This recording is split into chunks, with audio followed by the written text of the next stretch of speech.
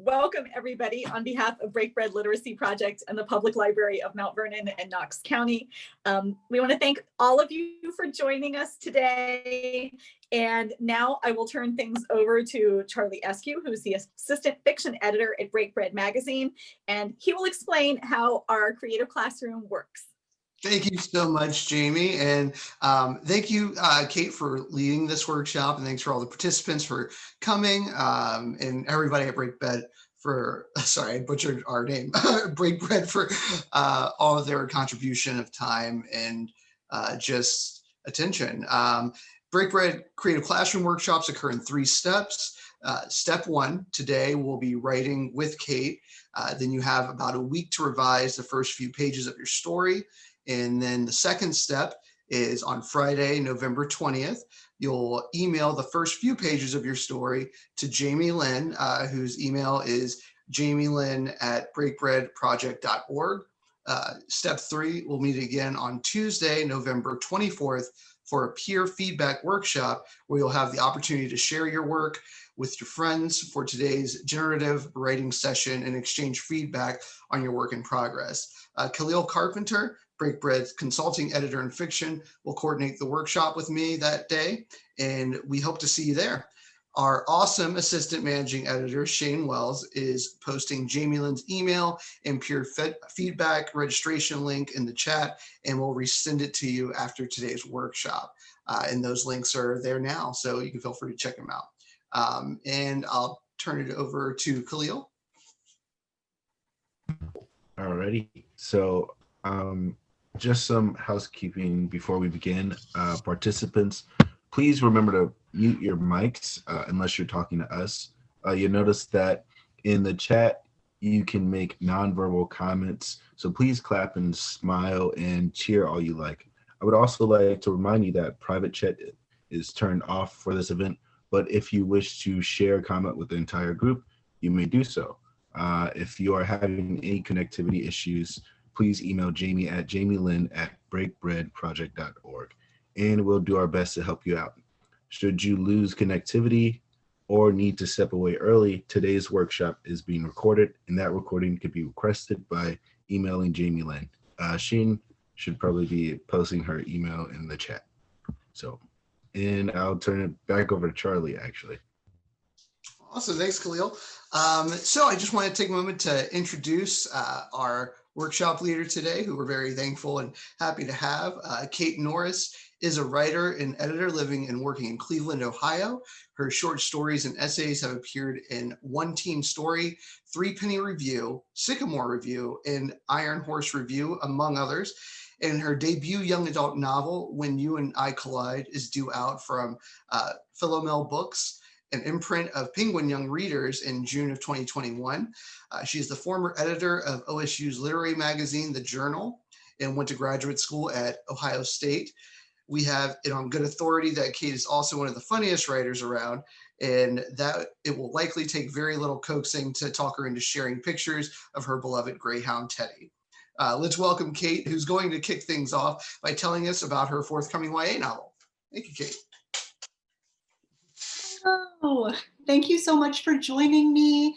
This is my first Zoom workshop, so I'm really, really excited and especially grateful to you all putting up with any of my tech mishaps. This is going to be my first novel coming out today. I'm going to do a short reading from it, just the first 2 pages, and it is going to be my first time reading it out loud in front of any people. So thank you very much for the opportunity to do this. I first finished the first draft of this novel 5 years ago, so it's been a really, really long process.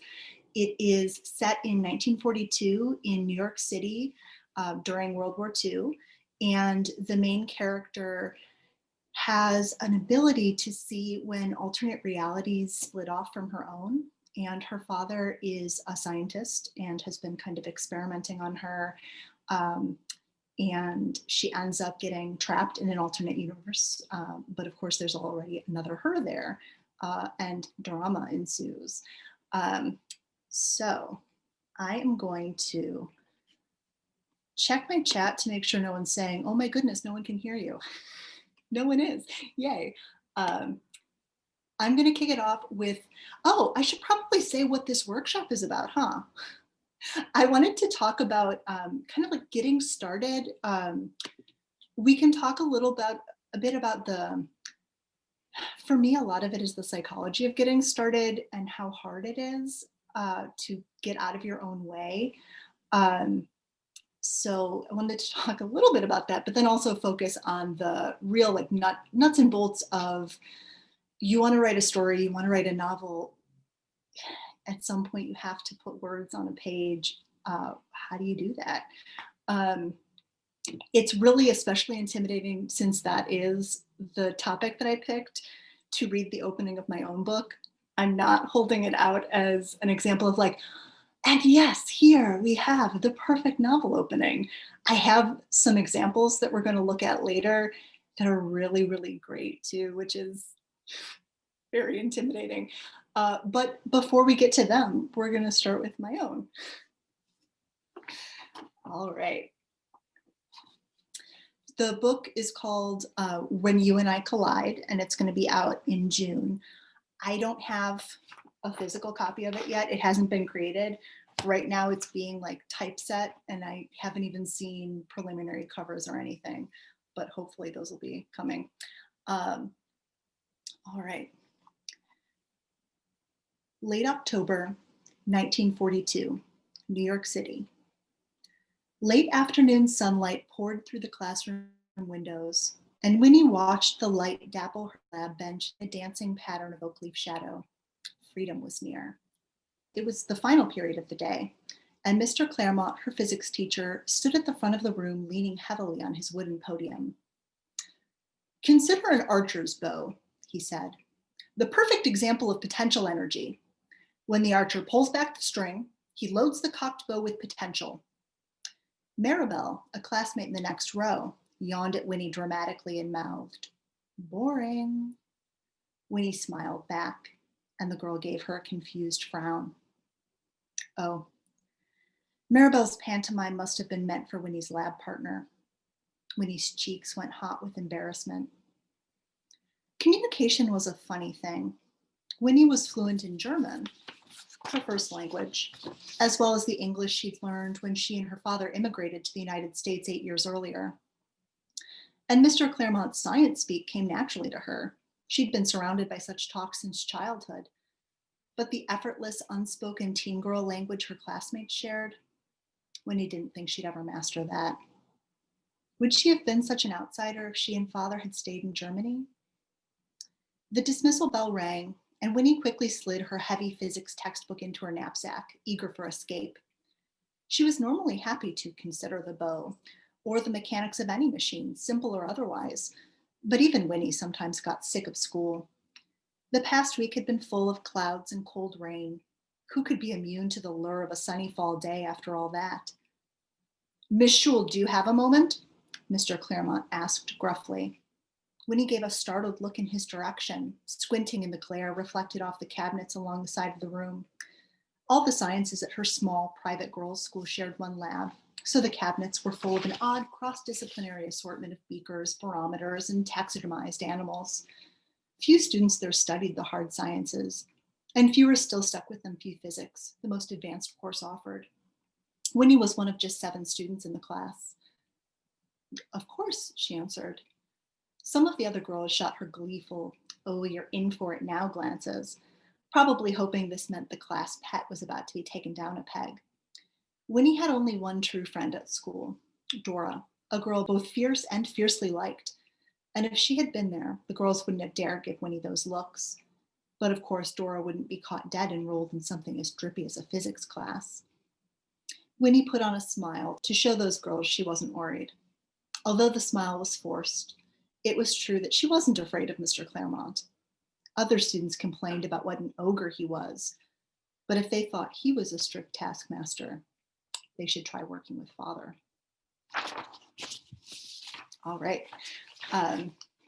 So that is the opening of my own book, read for the first time.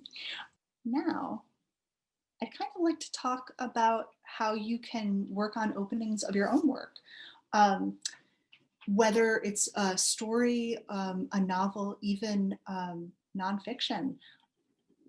When you're starting out, it can feel a lot like, at least it does for me, that there's this like perfect jewel that exists inside your head, and you know so many things about the characters that you're going to write about. You know so much about what's going to happen to them. And it's like, how do I get all of this stuff that's in my head and like jam it into the reader's head? How does it get from like here, there? And that can be really intimidating to start out and just know like I don't know where to even begin. Um, and I think it can be really easy to get bogged down in details and facts and thinking, I really like, I know these things and I need the reader to know these things. And I was thinking that it could be helpful to reframe that into asking yourself what you want the reader to feel instead of what you need them to know. Um, I know that when I start reading anything, um, there's sometimes this feeling of relief when you just start something and you think, oh my goodness, this author knows what they're doing. And I describe that feeling as when you're encountering someone who really writes with authority. And I want to kind of like look at what kind of goes into that authority. And it's a little easier to recognize that feeling and be like, ah, yes, this is a good opening, than to analyze what it is that makes an opening good.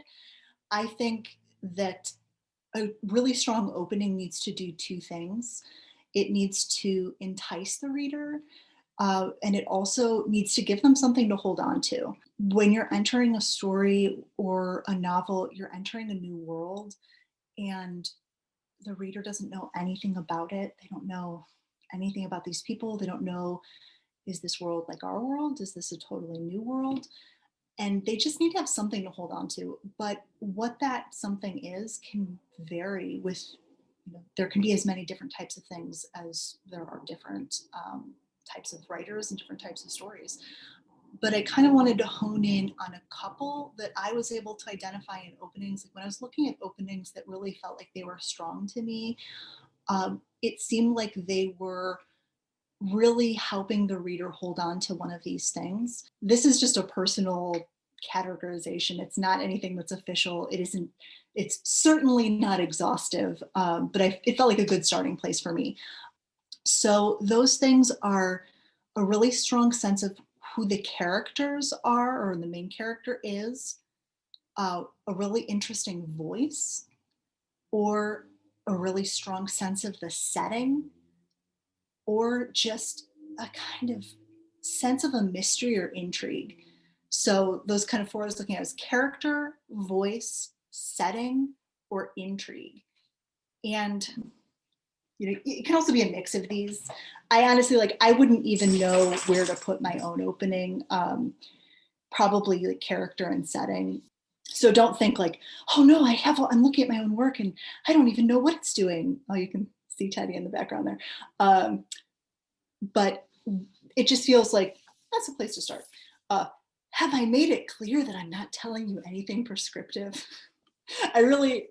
It's funny to do this with a bunch of writers that I haven't met, because I'm used to teaching in a classroom setting where you really are able to get to know each student individually. And that's one of the big things that I harp on at the beginning of any semester when I'm getting to know students is, if at any point I forget to say, this is just me saying things that work for me, and I'm certainly not saying that they're the only things that work for anyone. That's something that I just kind of wanted to make sure I pointed out here, where I'm like, if anything here doesn't make sense to you, or you're like, I don't know, that's not my style, that's fine. I could never say anything that would cover everyone's style, and I would never presume to think that I'm the authority on such things.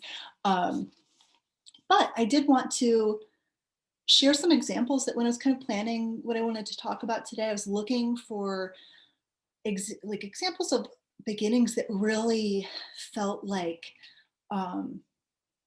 when I read them, I knew that I was going to be okay in this book. I was like, yes, just that feeling of you open it up, you read a few sentences and you're like, this writer really knows what they're doing and I'm in good hands. So I wanted to look at them and then kind of talk about what it seemed like was working well for me. If at any point you guys want to add something, you are very welcome to hop in whenever.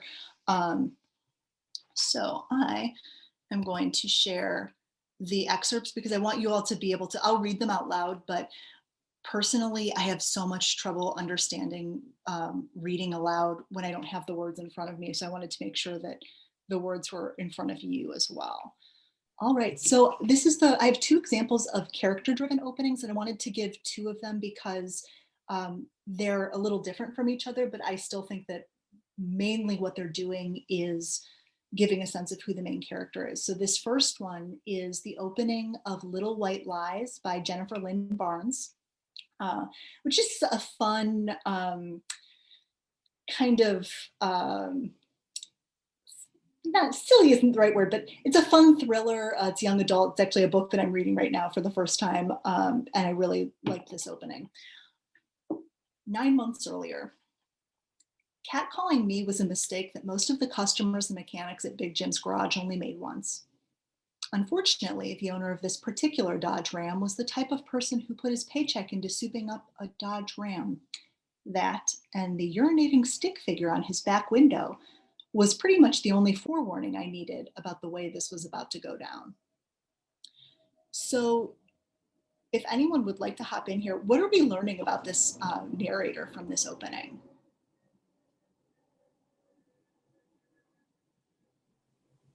They get catcalled, and it's a very dangerous thing for them to get catcalled. Yeah, and that's tells you what kind of person they are. It's kind of a tough cookie. Anything else that we're kind of learning about this main character?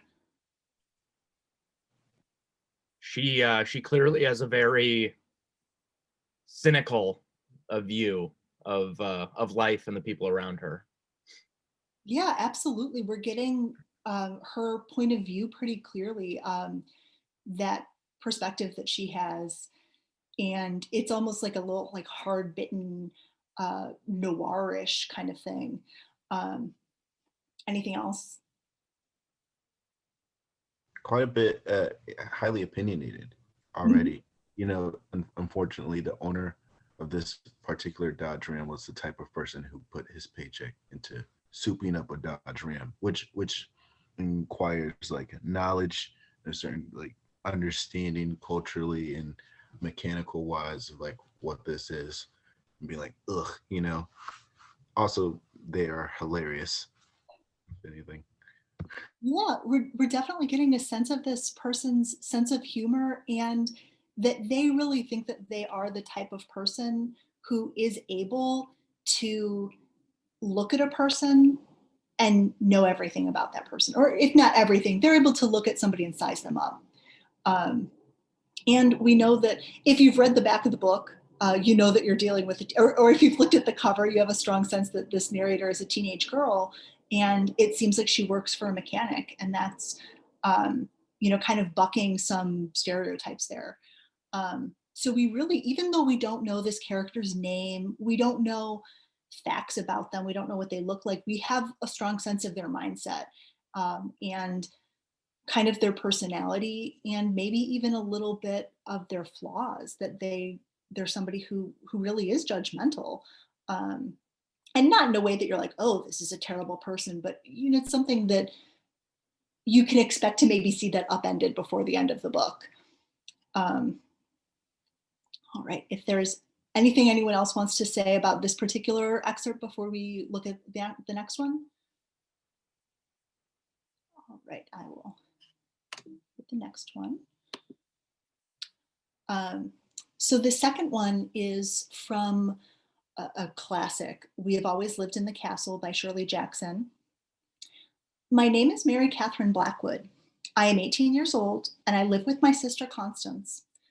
I have often thought that with any luck at all, I could have been born a werewolf, because the two middle fingers on both my hands are the same length. But I have had to be content with what I had.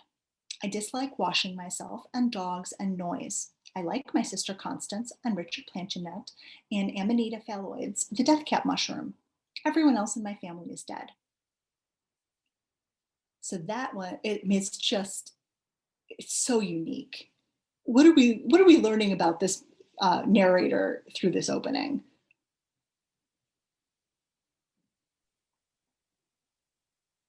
I mean, the obvious, we learn her name, her age, we learn the straight up facts about her that is unusual. We don't normally have all of that in the first paragraph. Um, Anything else that we're kind of picking up about this girl? Oh, she thinks it would be lucky if she was born a werewolf. Yes. So her two middle fingers are the same length, which, like, I looked at my hand, I was like, huh. Like, yeah, that's that very, like, straightforward nature's, like, juxtaposed against fantastical things, I guess. Absolutely. That is one of the things that jumped out at me as well, that there's a really delicious contrast between the delivery and the content. The delivery is very straightforward and brisk, and the content is very fantastical and bizarre.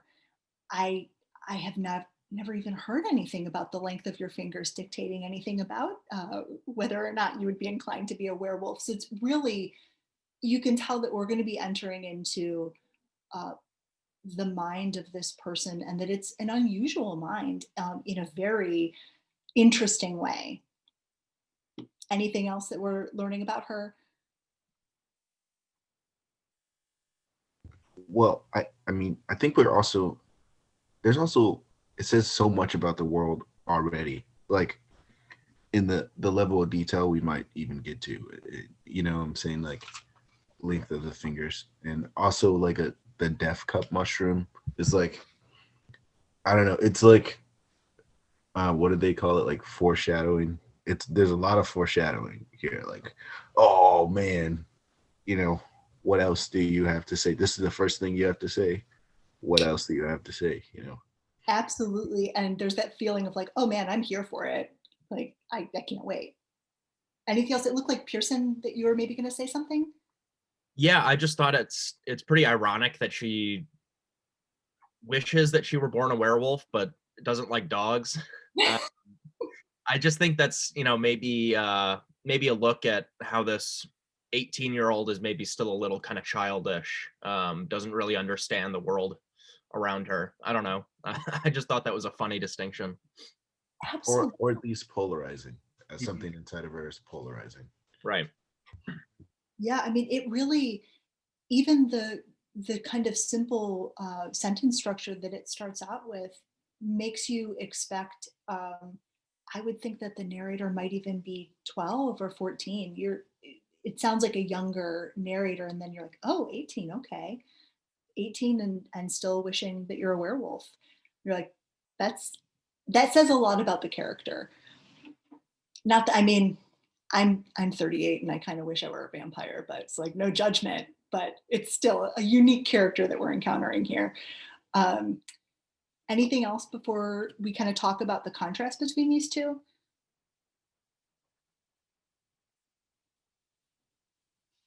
So the reason that I wanted to look at these two different narrators that I think are both, they definitely, I'm not saying that, oh, they're not a strong voice, because they absolutely are. Um, but, and they're also, there's intrigue there. Um, but we're really getting a strong sense of who the main character is, and that kind of grounds you.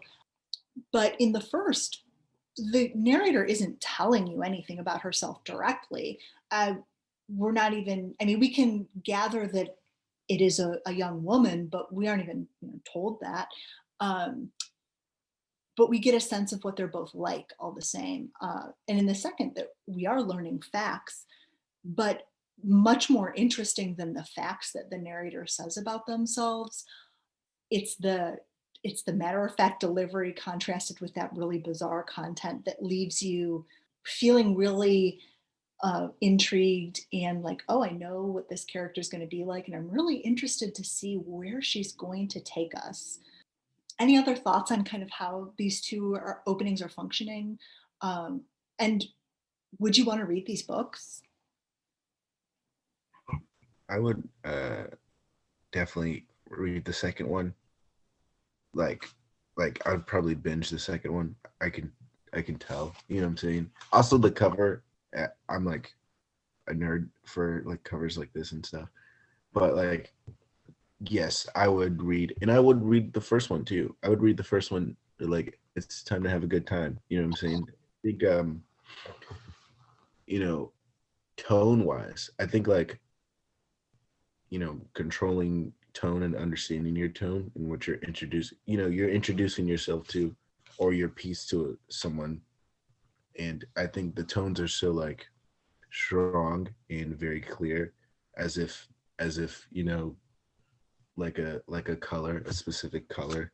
It is very clear and readable just in general. And I would read both of them. Sorry, I'm rambling.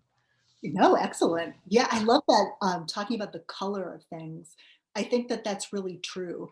And that is, you could also like, that could be another category of openings, like, oh, like, does it give you a strong, like, that tone? And when a book does, it gives you that feeling of, yeah, I want to read this. I know that I'm entering a complete world. All right, any other thoughts? Katie put something in the chat. Oh, thank you.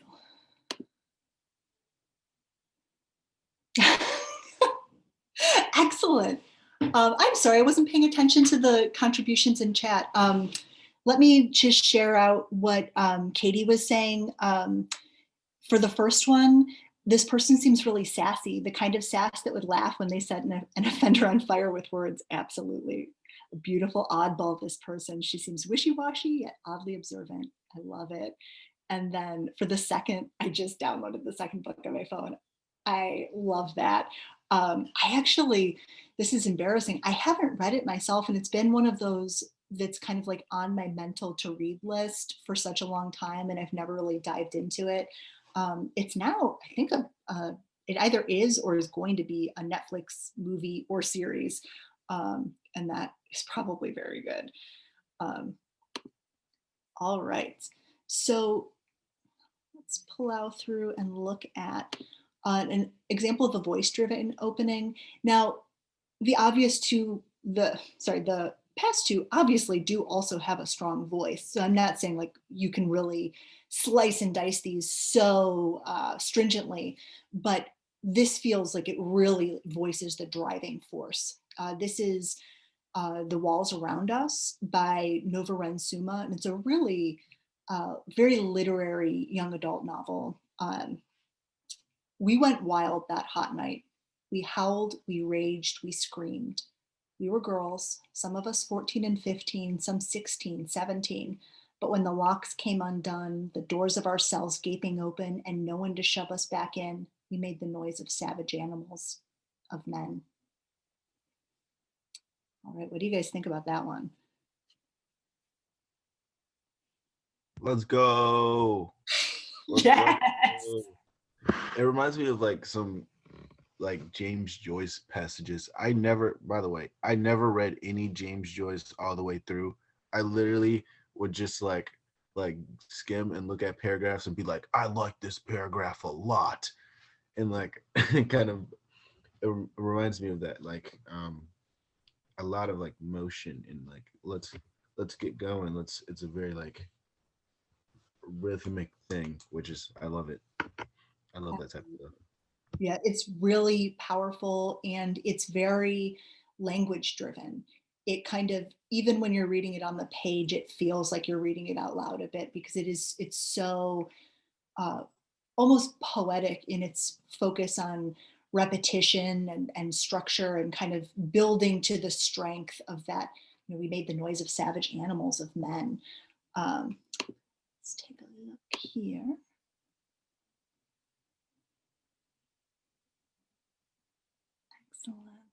Excellent.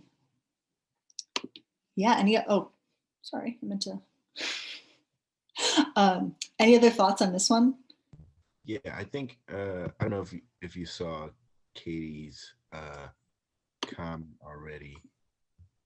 Oh, there's more comments too. Oh, wow. Yes. Yeah, I don't understand what's supposed to happen or what's going to happen, but it feels powerful. Or else I'm taking this seriously now. I think you're right. I'm intrigued. The opening gave me chills. Absolutely. I mean, this is really, it's an opening that demands attention. And the things that we don't know from this opening are also really interesting. We have no idea who the narrator is. We don't even know, is this going to be in first person plural throughout the book? Is it, who are we talking to, or not talking to, but listening to? What's going on? I mean, we know that they're in cells, or they were in cells, but we don't know anything about, is this in our world? Are they in a detention center? Is this happening in a totally different universe? And we're kind of learning about something totally foreign to us. We really don't know. And it's that voice that gives us that thing that's like, oh, I don't know a lot of detail, but I'm not worried because I can tell that I'm in good hands. Now, I guess my question would be, does this make this type of opening risky?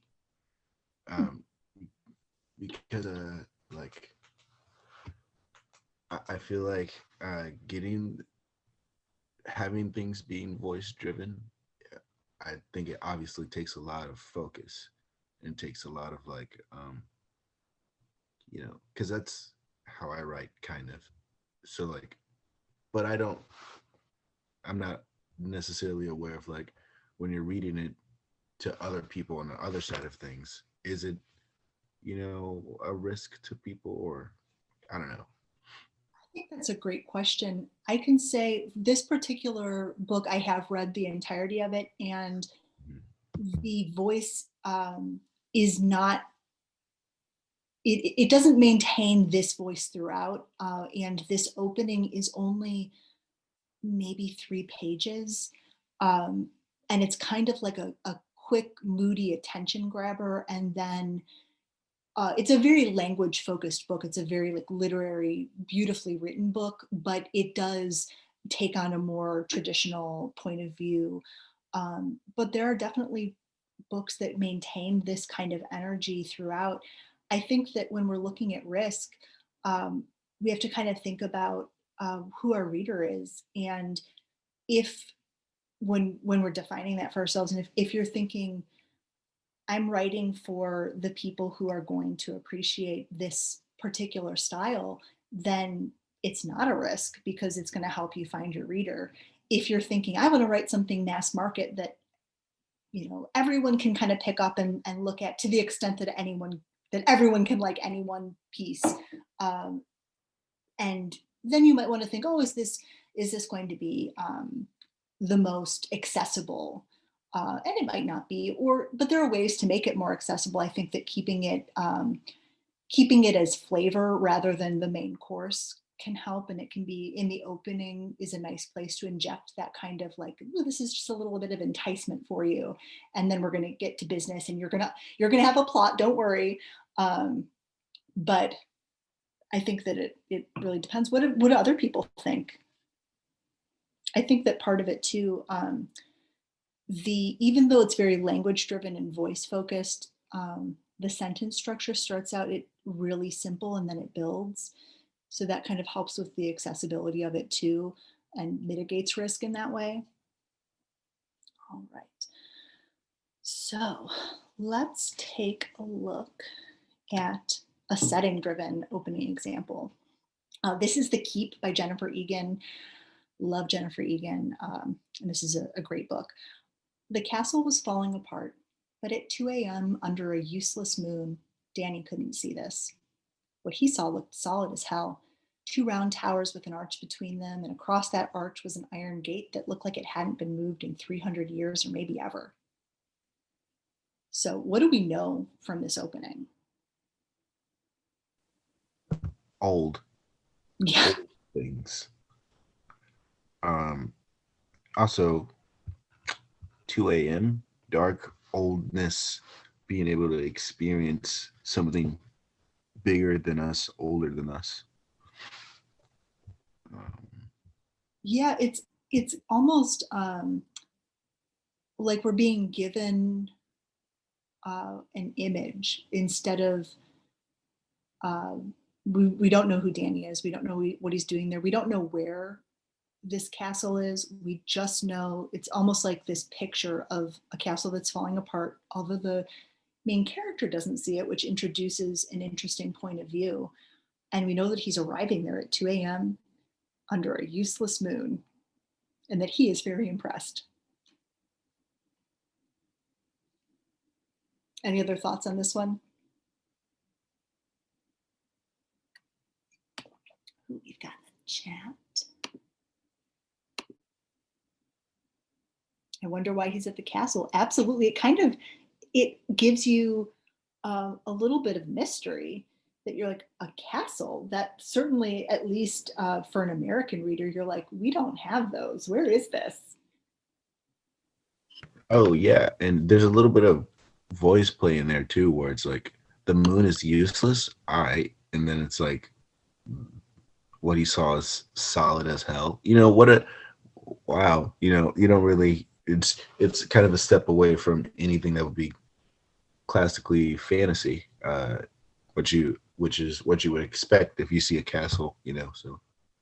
Absolutely. That's such a great point, that part of the strength of this opening relies in contrast. The contrast between this image of a castle that's very old and decrepit and the voice that lets us know, okay, we're giving you a castle, but we're probably not giving you fantasy. We're probably giving you something different. And it definitely, like Katie said, you kind of have that question of like, what's he doing there? Who is he? Where are we? That to me makes me think, yeah, I'll keep going. I want to see what's happening. Any other thoughts on this one? All right. Now, looking at intrigue-driven openings, I think of these as like the tour de force, like just really, really stop you in your tracks. Wow, openings. This is Night of the Mannequins by Stephen Graham Jones. So Shayna got a new job at the movie theater. We thought we'd play a fun prank on her, and now most of us are dead. And I'm really starting to feel kind of guilty about it all. What do you make of that? I know the first thing I make of that is, oh my goodness, I want to keep reading. Yeah, or like, word, that's crazy. In my mind, I respond to things like, word, you feel kind of guilty. Man, that's crazy. Who are you? Why you only feel kind of guilty? Yeah, and Katie was asking, is this a horror story? And you definitely are thinking like, it seems like it. Stella is saying the shock factor of now most of us are dead really drew me in. Absolutely. Grace, it's so startling that it kind of seems absurd and almost funny. And it really does. It's that kind of, you're telling me that almost all of you, who is that, are dead, but the thing that you're starting with is a job at a movie theater. Huh. You wouldn't think that one would lead to the other. Katie's got lots of questions. Did the friends get killed by dummies? Did they become dummies? Why are they dead? I don't know. This book I currently have a request at my local library on it because I really want to get my hands on this. It just came out this year. And I Haven't read any Stephen Graham Jones yet, but he's been somebody that I've been hearing is fantastic for a really long time. And it's my understanding that he kind of writes like really literary mystery, thriller, horror, which is definitely something that I am into. So yeah, you have this contrast of the content and the kind of understated voice, and you wonder too, why is he feeling guilty about it? So that's our first example of that intrigue-driven opening. We don't know who our narrator is. We don't know their name. We don't know their gender. We don't know their age, although we can think that maybe they're on the younger side if they're playing pranks. We really don't know anything about the narrator. All we know about what happened is that it sounds gruesome. So that really, it piques my interest. I love that. Katie just said, I think I just realized what happens when you read an intriguing opening. What happens? It seems they all pretended to be dead just to pull over the prank and people thought they really died. That could be. I need to know. Yeah, when you read that opening, you're like, I need to know what happens. And that's obviously, it's not, there are fantastic books that don't start in this way. This is a flashy way to start, but it's an option. And you kind of want to make sure that you're matching the opening to what you're planning on delivering later. Let's look at our final example, another of that like intrigue-driven opening. And this is A Brief History of 7 Killings by Marlon James. Listen, dead people never stop talking. Maybe because death is not death at all, just a detention after school. You know where you're coming from and you're always returning from it. You know where you're going through, but you never seem to get there. You're just dead. Dead. It sounds final, but it's a word missing an ing. You come across men dead longer than you, walking all the time, though heading nowhere. And you listen to them howl and hiss because we're all spirits, or we think we're all spirits, but we're all just dead. That is just another real like tour de force opening that you're like, oh, all right, I don't know what's going on. But I'm very interested to know, what am I reading? Is it sounds like it's narrated by a ghost. Is it? Any other thoughts on this one? Yes, and yes. First of all, it's called A Brief History of 7 Killings. So it's like, so in my brain, it's just like, let me just tell y'all what happened real quick. And then, it's like, and then he's like, first of all, he says, listen. And there's that authority right there that you were talking about. Yes. I'm like, I dream of being the storyteller who could be like, listen to what I have to say to you. And then people are like, okay. And then I say something and they're like, wow, I'm glad I listened to you. You know what I'm saying? To have that whole thing kind of, and like, that's like a setup payoff. And like, I don't know, I feel paid off by just reading that paragraph, Yeah, it's really great. And Katie says, this person's going to murder people, aren't they? You have to read to find out.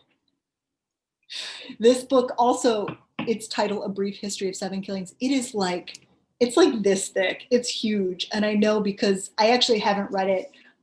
It's supposed to be fantastic. And my partner has been reading it for like the past 5 months.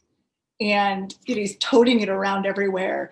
And as I was talking about planning this workshop and I was talking about openings, he was like, oh, the opening of the book I'm reading right now is actually really good. And I was like, okay, yeah, like, but, show it to me. Let me see.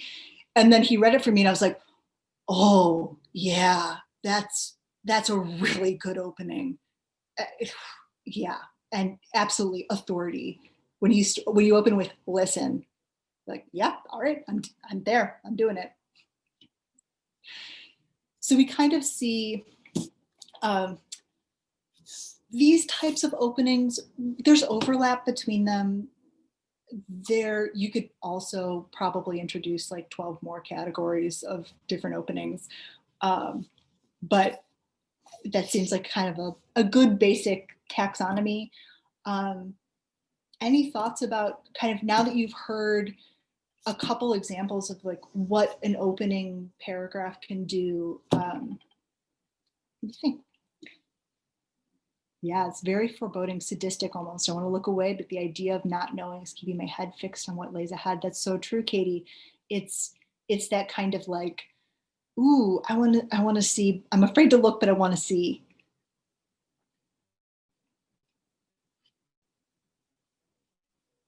All right. So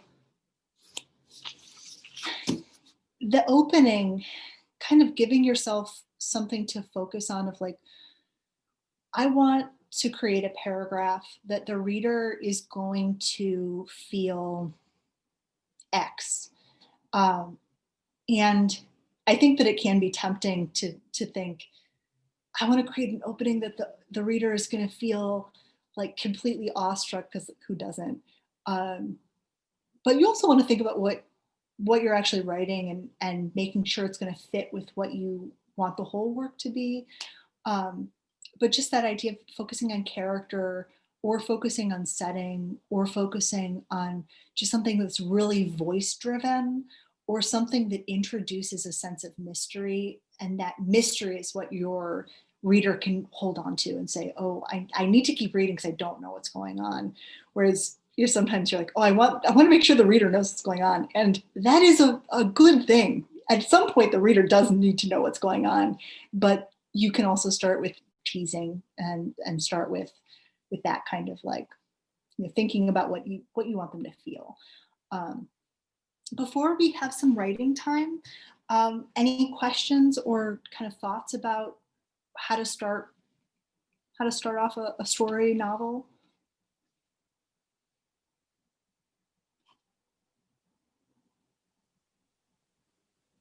Oh, I do have one question, but it's probably more like mental things. So in my head, right, I can start off a short story.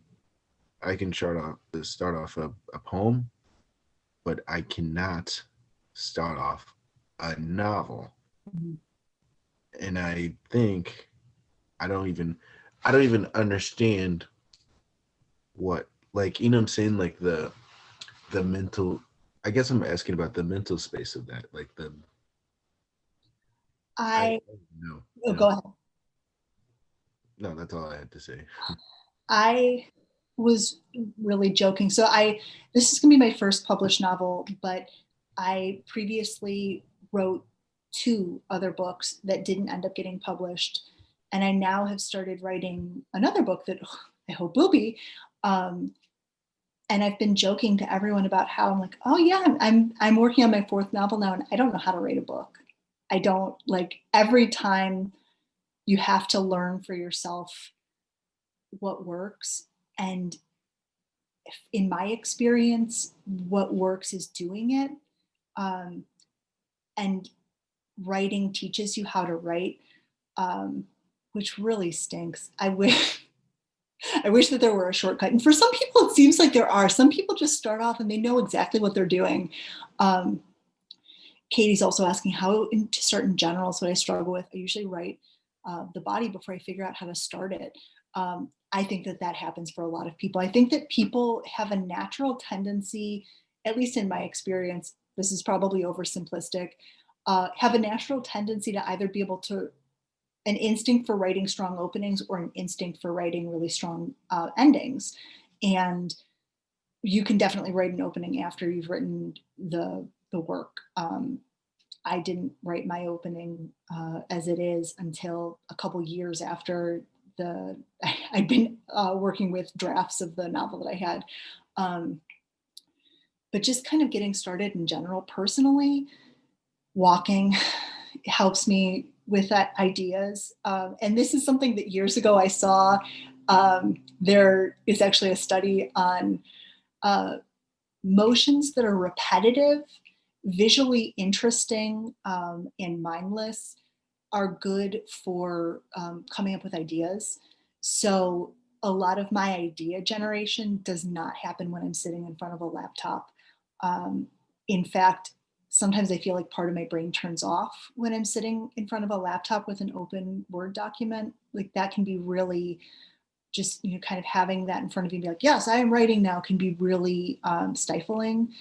But if I'm kind of have this idea of like, I'm writing a scene and I kind of know what I need to happen, but I'm not quite sure of like the feeling of it, or I need to give myself something that is the kernel that's going to be like the soul of it.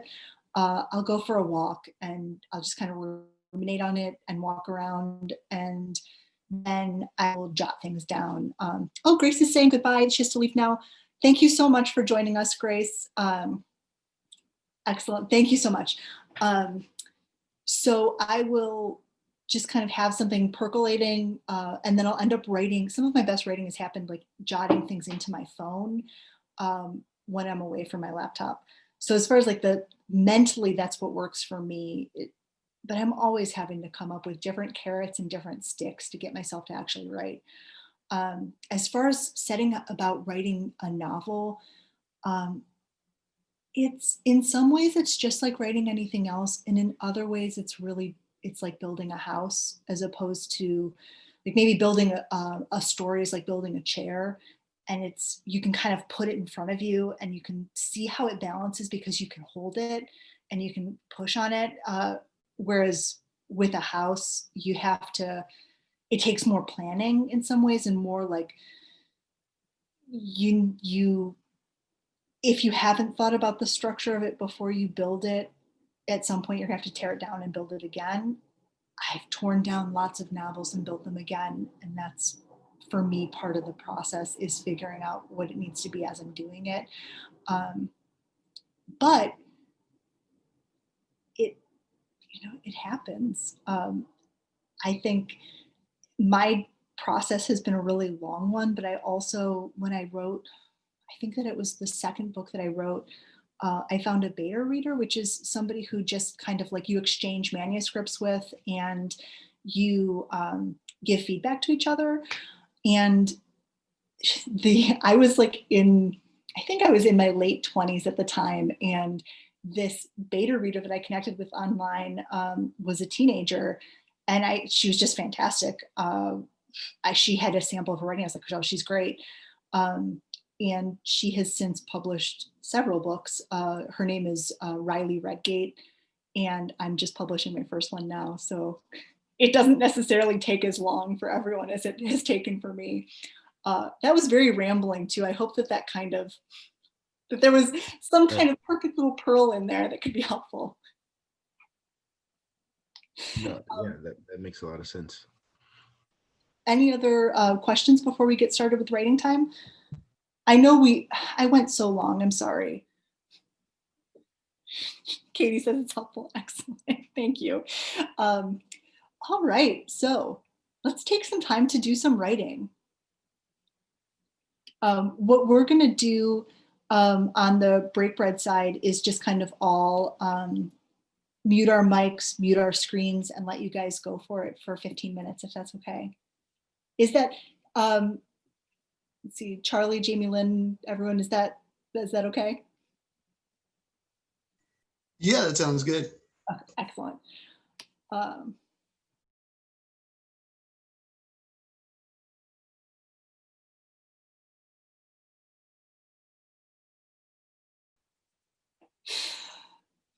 All right, I would love if anyone would like to read theirs.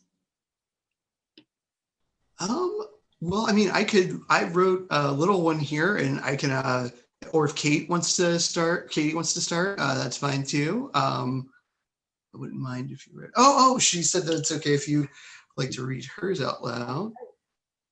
Let me give it a go. This place is black, damp, maybe even breathing.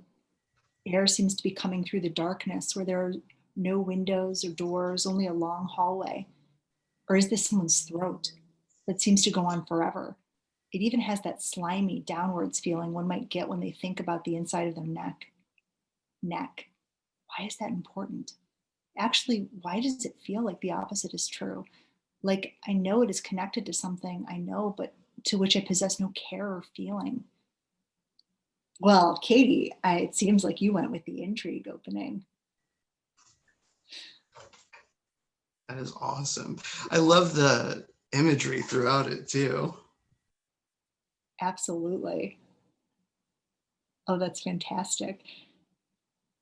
It's a great sense of mystery. A lot of concrete descriptions of the feeling of being there too, which is really fantastic. It's something I struggle with a lot, remembering that we have 5 senses and not just focusing on visual. Anyone else ready to share?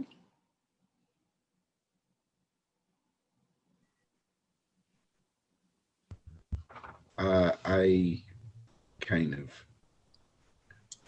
of do, but I'm gonna have to read it slow to block out all the like nastiness and I say nastiness, more like grammar stuff and all that stuff. Okay, it's very rough. Advice these days goes down like undercooked TV dinner meals, frozen in the middle, unpleasant, distasteful. So I don't ask. My hands are blocky, my breath is black, and because I have stood here waiting, stubborn through the winter, because I had not searched for any color outside of Regina's cocoa brown, and because of my pride, at which made the oh my gosh, man. Because of my pride, at which made the inside and out of me stink, I had been reduced from a real stone man, son of Ajax Bunyan, to a crumpled sculpture. So is weird stuff. It's just a whole bunch of ideas in my head that I were like, okay, and I just put it in there. But yeah, I love it. Don't knock yourself. I think that really shows how much you can learn about a narrator by the metaphor and words that they choose. Like that opening of that the advice is going down like a undercooked TV dinner. It just it has a lot of flavor to it, and that it's like, oh yeah, it's an unexpected metaphor. And I think unexpected metaphors are definitely like the best metaphors. Just like in Katie's, that idea of comparing a passageway to a throat. It's not something that I would immediately think of. Yeah, that was great. Thank you. There you go. Anyone else? Sure, I'll throw one out there. And thank you so much again for all this awesome guidance. I reformed from vapor into sight, into the chaos of corporeal. I always like that word. There are so many beautiful things that exist in between what you see, things that can't be told, and arguably worse, can't be shown. And standing in front of the door, I want them all back. I want to be nothing. I want anything else but to be here, as the door whips open from the other side to see Sandra Smoke in full costume. "Sally," she shot out before wrapping me up in her arms, the pleather padding of her shoulder blades scratching across my nose. "Hey, Mom," I whimpered, patting a firm hand over the cape draping down from her back. "I want any excuse to not be home for Thanksgiving." I love that. Oh man, that final line is so good. Oh, thank you. It really does that kind of, you're like, what? Really? Why? What's going on here? Why is your mom wearing a cape? And you want to avoid her. That's really great. Yeah, I'm so impressed. And I was talking before we started this about how like I would never want to read out loud something that I had written that quickly. You guys are so much braver than I am. Anyone else? I want to know more about that story where that person's mom is dressed up for Thanksgiving. Hey, yo, what's going on? Right. Thanks. Yeah, I think that really makes me think about how it's important what you tell a reader, and it's also important what you don't tell a reader. And the things that you don't tell a reader and that you make them wonder can be just as powerful as the things that you say. And Katie's saying that she relates with this person. I don't like going to Thanksgiving dinner either. Too much family. Yeah. Oh.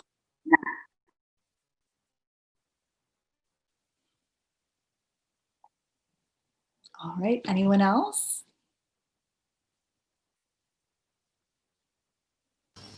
I had actually written a lot in this, but I would like to read a few lines about it. So, the water droplets were so cold and heavy, but there was another problem for her. She just wanted to be back to her house that was in the small Thames Yalem where lived her whole country. She was excited to be back after a long time, but crossing water droplets with a lot of weight on her back made her realize that awakening early is not sometimes as good as it is for everyone. That's beautiful. I love the water droplets, and that definitely introduces, it's something that's very tactile. Like you can feel it. We've all felt that feeling of water droplets on our body, and that it's uncomfortable and intriguing. That definitely is really interesting.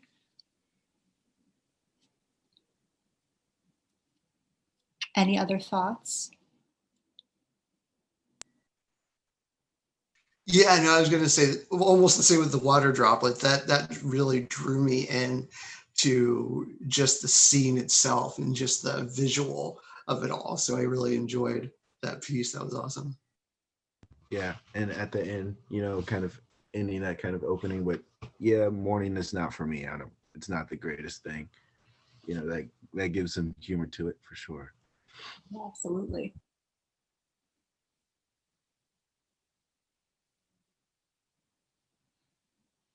Anyone else want to share?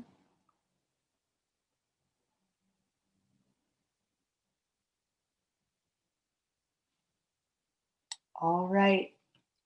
Thank you guys so much.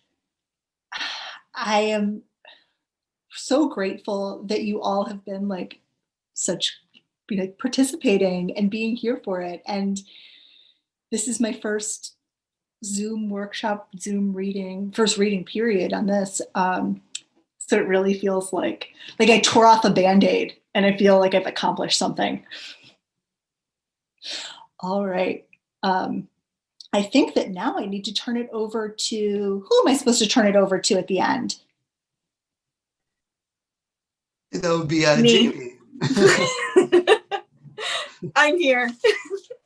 Well, first of all, I wish we could clap and cheer and wave and make the whole room just shake and say, thank you, Kate, thank you, Kate, thank you, Kate. Oh, So dear Snaps writers, we are super grateful that you could join us today. I think you pulled this off 100% pro. It went, I don't know, I loved being part of this. And I think it's so great when we can be in all these different places and yet still unite in pursuit of and talking about our love of the written word and getting things on the page. So I feel so motivated. If you would like to follow Kate on social media or kind of creep up on her website, Shane is posting those links in the chat. For those of you especially who are interested in her book, it comes out in June, but you all can pre-order and that helps writers. We will have it at the library. And please don't leave just yet. We have a few important announcements. After today's workshop, you'll get a couple of emails from me, seriously, no more than 2. But I'm going to remind you it'll include slides from today's presentation and important information about future events. So Charlie. Thanks. And thank you so much again, Kate, for leading a wonderful workshop. It has been really fun and everybody's been really engaged, and it's definitely helped me crack into the opening of that short story I'm working on. So thank you so much. So I just wanted to say, if you look in the chat, you'll see Shane is posting an invitation to register for the peer feedback workshop on Tuesday, November 24th. I'll be leading the workshop with Khalil, and I hope you'll join us again and share your work.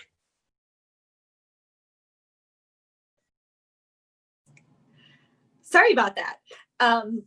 This is not my first workshop. I should know when I'm going to get spotlit. Pardon me. While you're at it, if you're interested, we have one more workshop coming up in 2020. It's on December 5th with Jossie Hall, and he is Breakbread's nonfiction editor. He is going to lead, this is so cool. It's called Writing the Self Through Specificity and Pop Culture. And it's kind of like for reluctant folks who don't really like to write about themselves. Jossie's going to change your mind. It's going to be incredible. We're going to be looking at your experiences through pop culture and the details of your lives, and break away from the whole "my life isn't interesting, nothing exciting ever happens to me" feeling that often dissuades us from taking up this really unique and compelling form of storytelling, because your stories matter.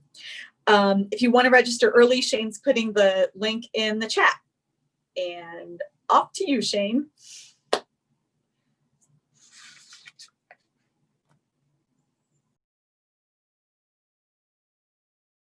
Hi, sorry, I'm trying to do like 3 things at once, so there's a slight delay. I also have links for me to drop. So hold on one second. All right, let me do this, and then I can just talk to you like a regular person. Okay, cool. Hello, I'm Shane. I'm the assistant managing editor and the interim social media manager. If you enjoyed today's workshop, please help us spread the word by posting and tagging us on social media. I don't know if I dropped those links in the chat or not, but you may get an email from me in the very near future hounding you about where you can find us. I believe it's Breakbread Proj on Twitter and just Breakbread on Instagram. Yes.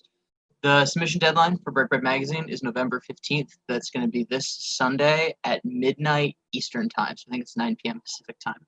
Submissions are free and open to all young writers ages 13 to 25. Send us your poems, short stories, art, hybrid forms, and nonfiction. And I have just posted the submittable link in the chat. You can also find it on either of our social media pages in the link tree in our bio. And with that, I will continue dropping links, and I will go back to Jamie Lynn.